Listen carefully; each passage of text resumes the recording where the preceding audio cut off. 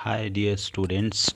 Today's poem is My Mother at 66 by Indian poetess Kamla Das.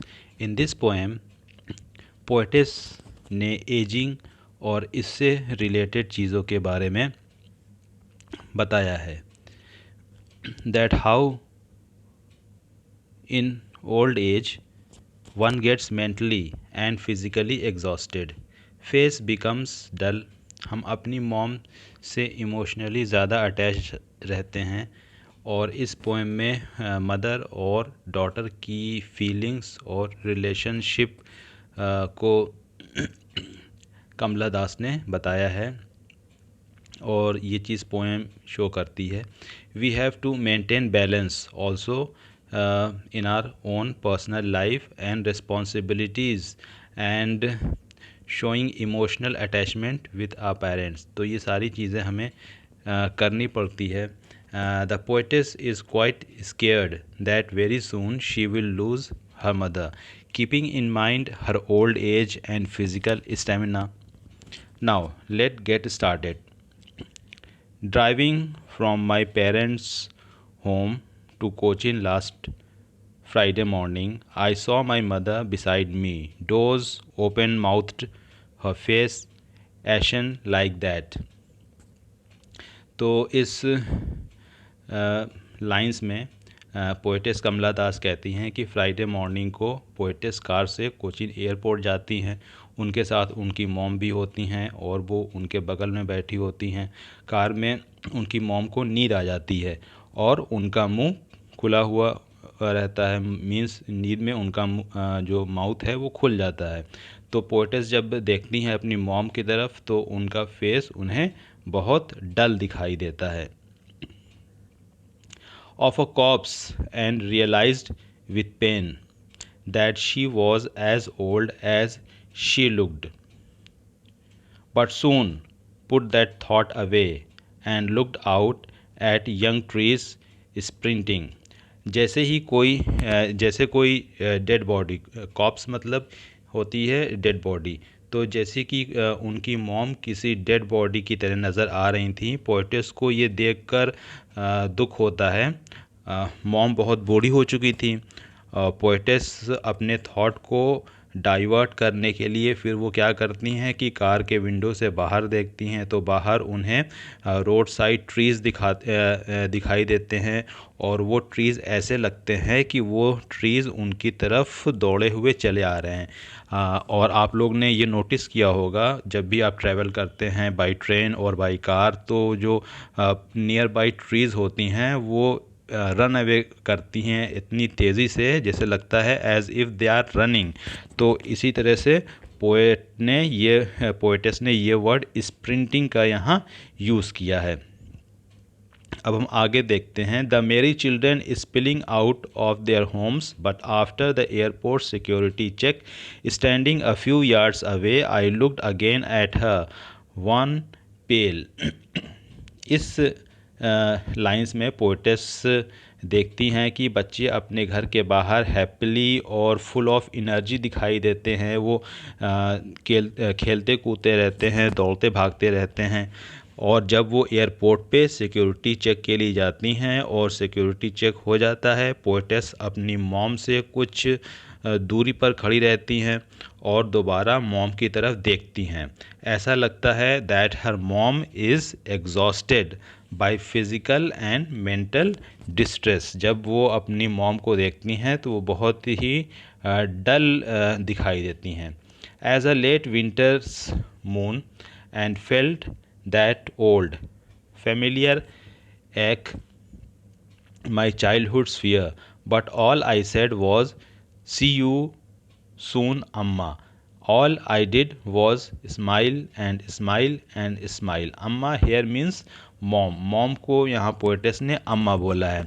और यहाँ poetess कहती हैं कि as a late winter's moon, कि जैसे कि विंटर नाइट्स में मून लाइट फेंट रहती है. तो कमला दास बताती हैं कि उसी तरह से उनकी मॉम का फेस जो है वो डल और फेंट हो गया है.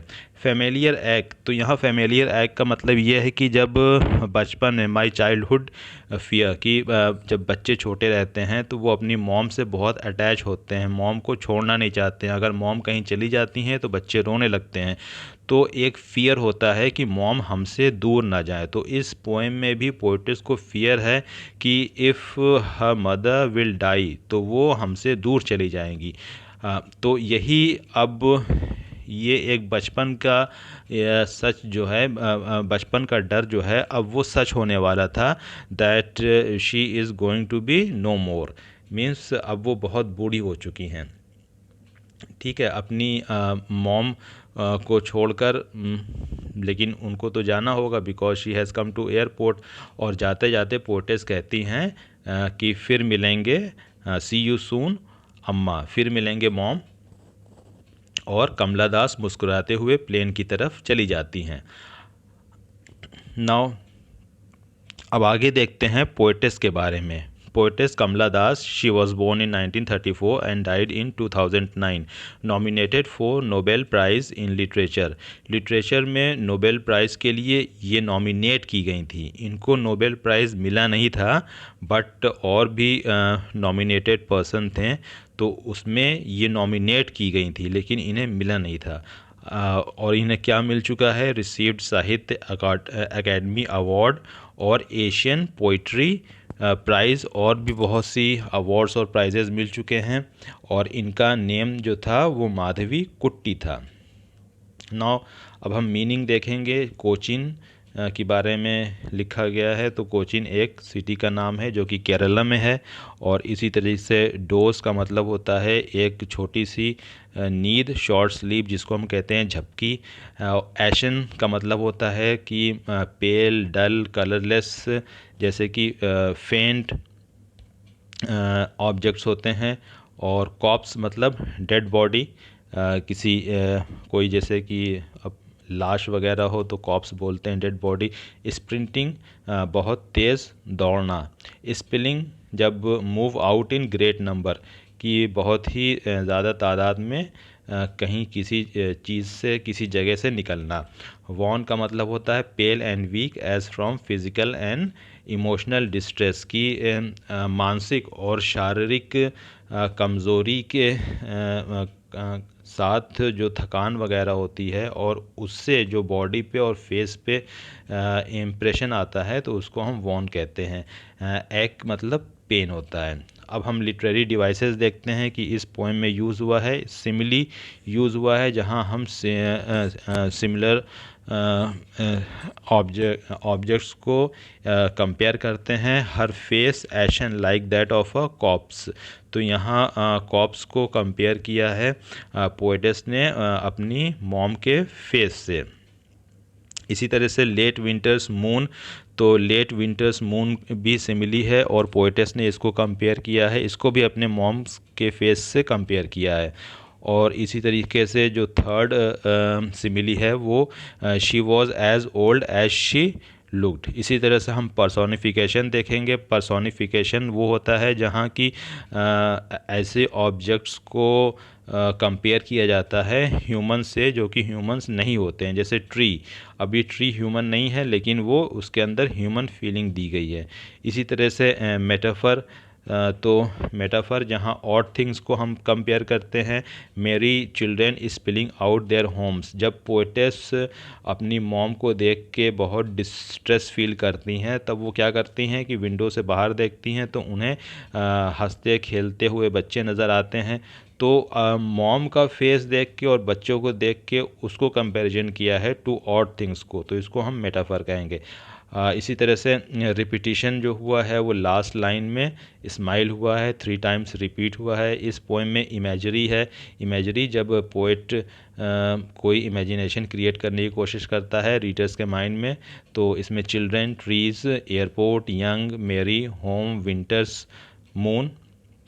इसी तरह से एलिट्रेशन है, माई मदर, तो माई ये थर्ड लाइन में यूज़ हुआ है और पोएम का टाइटल भी है, तो माई का एम और मदर का एम, तो ये एलिट्रेशन हो जाएगा। दैट थॉट, तो दैट का टी और थॉट का टी ये भी टी एलिट्रेशन हो जाएगा। सी यू सून, सी का एस और सून का एस ये एलिट्रेशन हो जाएगा। इस पोएम में जो राइम स्कीम है वो क्या है, वो फ्री वर्स यूज़ किया गया है। और सेंट्रल आइडिया इस पोएम का है वो ये है कि एजिंग जो है वो एक नेचुरल प्रोसेस है, और जो भी एक लंबी लाइफ जिएगा उसे ओल्ड एज में जाना ही पड़ेगा। और ये ऐसी चीज़ है जिसको हम अवॉइड नहीं कर सकते हैं अगर किसी की ज़िंदगी, किसी की लाइफ लंबी होती है। और सभी जानते हैं कि ओल्ड एज के बाद फिर क्या होता है, ultimately a person has to go. और पोएटेस को भी यहाँ डर है कि अब उनकी मॉम जो हैं बहुत ही बूढ़ी हो चुकी हैं और वो ज़्यादा दिन तक उनके साथ नहीं रह सकती हैं। So guys, that was the explanation of this poem My Mother at 66. Please like, share and subscribe my channel and hit the bell icon to receive my latest videos. Bye.